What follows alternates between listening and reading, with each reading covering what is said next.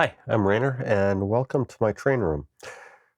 Today's project is I have 4 of these 52.5-foot gondolas that I picked up at train shows last winter. So yeah, I've got one here, 3 more there, and they are lettered for something other than Algoma Central Railway. This one is an Erie, and these 3 are nickel plate road. But I need to get some ACR gondolas, and I have some of these lettering sets. I have picked them up along the way at different times. So I have 5 lettering sets. So I have 4 gons. So I have 5 lettering sets here, and I don't think these are exactly the right model of gondola, but they're close enough. I got them for a really good price at train shows, so I'm not going to be picky, and I really do need some gondolas for my layout. So the ACR use these for all kinds of things, for pulpwood and logs and just a little bit of everything else. So I'm going to try to get these first, get them de-lettered, probably just use some black paint on them, and then re-letter them. These are dry transfer lettering. So I'm going to go through that and then give them a good coat of dull coat, and then probably do a little bit of weathering on them before I assemble them, because these are brand new unassembled kits.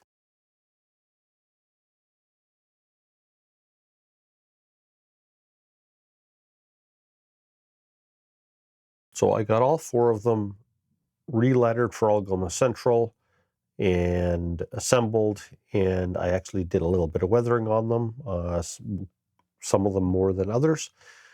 But basically, this is how the procedure went. The re-lettering part was theoretically pretty simple.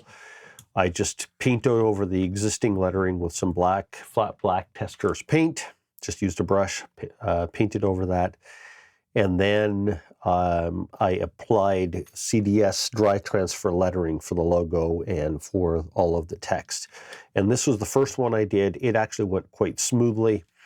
Now, if you've never done dry transfer lettering, one of the things to remember is you kind of get one chance at it. You can't really see if the stuff is actually stuck or not when you peel it up. If it didn't stick, sometimes it's hard to fix. Now, one of the things that I found is you will see is, if you look at the video here when I'm doing it, I take the lettering and I tape it down firmly with masking tape, and then I rub over it with a pencil in multiple directions to try to make sure that it does transfer to the surface of the car. And on 3 out of the 4 cars, it worked fairly well. This one and this one actually worked the best. I'm not sure if this was like an older lettering set or what it was. It just seemed to have issues with all different parts of the lettering, and I really don't know why. Just things didn't seem to want to stick, or they would peel, or, just things didn't work as well as I wanted to, but that's okay. I made it work. Some of them worked a little bit better than others.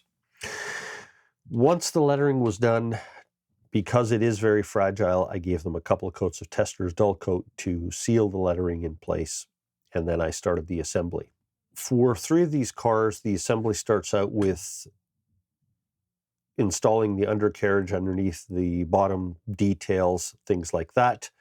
That was on 3 out of the 4 cars. When I got to the 4th car, which was in slightly different packaging. So here's the packaging that 3 of them had on the top: 52.5-foot drop-in Mill Gondola. 4th one was in slightly different packaging. If you look at it, it's all pretty much the same, other than it says partially assembled time saver kit. And I was like, wonder what that means. And what that actually means is that the undercarriage on this car was already installed.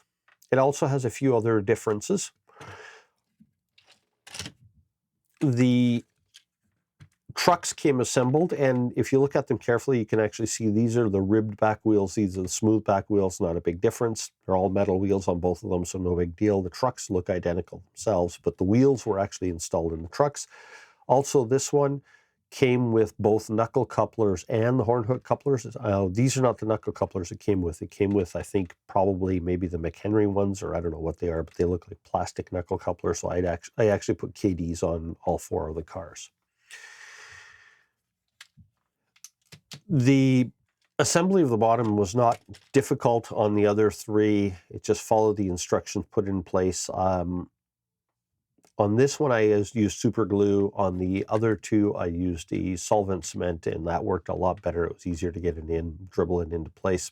The other difference is that on this car, the one that was different from the other four, the coupler box covers, the draft gear boxes, had screws holding the covers in place, whereas these snap into place and then you put a little bit of glue on them to make sure they don't fall off. So that's another difference. The screw covers are actually kind of nicer because they're easier to take off and repair. The other thing that I found was that this one, the stirrups on them were plastic, identical to those, but this one came with two little bags for the grab irons, the up the side here, and the other ones, and they were metal, two little bags with metal ones in them, and these were all plastic ones on a sprue, which the metal ones are nicer in some ways if they're all there, but unfortunately one of the bags had opened, so some of them were missing, so I had to kind of make do. So there were some on this side that are slightly different size because I had some metal ones, some aftermarket ones that I put in there to make it all work. It's all fine. The nice part about using the plastic ones, the styrene ones that come on a sprue, is that I can use the solvent cement to glue them into place and not super glue. So on these cars, the only thing that got super glued into place was the metal weight on the bottom. Everything else I was able to use solvent cement on them. And this one I had to use a mixture because, well, the solvent cement doesn't work to glue metal parts onto the plastic, onto the styrene. If you've never used dry transfer lettering, you're putting tiny lightweight little pieces of paper onto plastic, and make sure you have patience and steady hands because static electricity is not your friend and makes things flip all over the place. So you have to get things positioned very carefully and then use masking tape to tape them down. Just a little bit of a warning. Just make sure you're patient with it, and you can make it look good, but it just takes some time and effort. The parts on these things, to assemble them wasn't terribly difficult, but again, they are some very small parts, and if you've never assembled something like this before, make sure you have a couple of good different shapes of tweezers. For tweezers, I was using two different types. I have these nice pointy ones and then these flat ones, and I found for putting the little grab bars and things on the side, these flat ones were actually better because I could grab them and they were less like to spin around and flip and go all over the place and go flying across the room. Some of them did, but fortunately there were a couple of extras in there other than the one that was missing on the last one. So have some good tweezers, have couple of different types of glue, and they're not that difficult. Just follow the instructions and go through.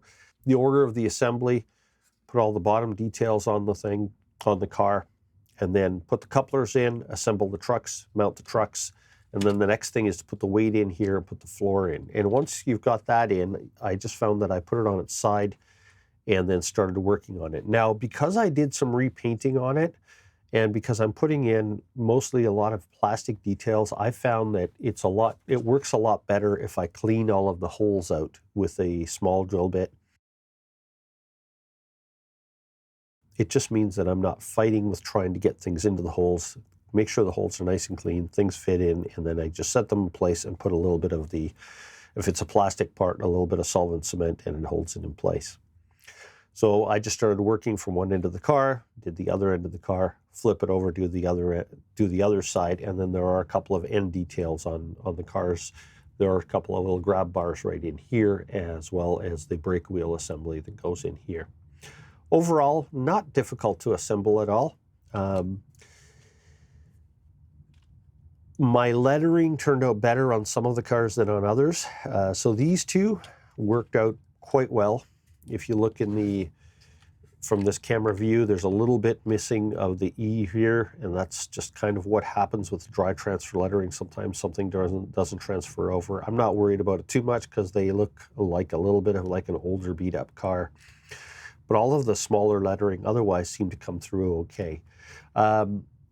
This car Didn't work out quite as perfectly. There's a few things that didn't transfer over. The one side of it looks pretty good, but there's a few letters missing here. The other side, the AC over here just didn't come through, and because I don't have a lot of extra lettering sets, I just thought that's fine. It just looks like it's worn off. And as you notice, I did a little bit more weathering on this train car as well to make it look like a little bit of an older car, and that kind of goes along with some of the lettering missing, things like that. This one, I had all kinds of issues with the lettering. It didn't want to stick, kept popping off. This was a weird lettering set. On both sides of this car, I had issues with it. So some of the lettering over here is missing, and over here, some of these numbers are missing, and they just kind of did some weird things. On this side, I had the whole lettering set, everything just kind of shifted over. It kind of made a mess. The top of my A didn't come down, so I touched it up with some white paint. But then, as you notice with this car, I did quite a bit more weathering on it, mixture of 2 different types of paint just with an airbrush. For the weathering, I just put some Tamiya dark iron diluted with isopropyl alcohol in the airbrush and misted some of that on there. And that all 4 cars got some of that for the weathering. It just kind of gives a little bit more of an aged look over the black paint. And then for these 2, I did another kind of a spray with some flat brown paint. Again, the Tamiya dark brown flat paint, watered down or diluted with isopropyl alcohol to do a little bit more weathering on them on the trucks and things like that. So next thing I need to do is to try to make some pulpwood loads for these and get them onto the layout. But I'm happy with how they turned out. Hopefully this gives you guys some ideas about doing this type of thing. If you get some train cars and you want to re-letter them for your railroad, don't be afraid to try it. It isn't all that complicated, pretty simple to do, especially if it's a black car.